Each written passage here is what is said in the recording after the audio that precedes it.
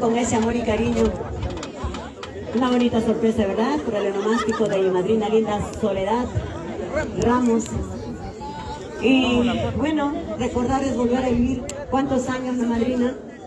15, 16 años también, llegando aquí a este mismo lugar, a la casita de mis padrinos, siempre en mi corazón.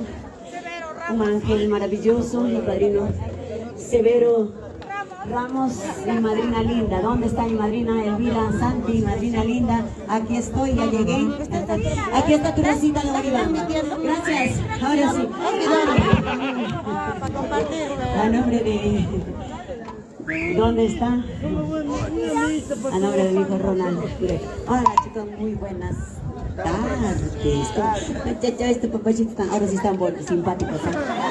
Están live, no hay pausa, ¿sí o no? Mira, la cuarentena les ha hecho bien, ¿sí o no? Puro live, ahí está. Qué bonito, así sí también van a estar, chicos. Sí. Ahora sí. Rosita, la orquesta está hechizada esta tarde. ¿Qué pasa? Sí, no sé por ahí lo que tiene ese Serrano. Se ha vuelto diabólico. Uy, Dios. Ya. Bienvenida, Rosita. Bienvenida. Ahora sí.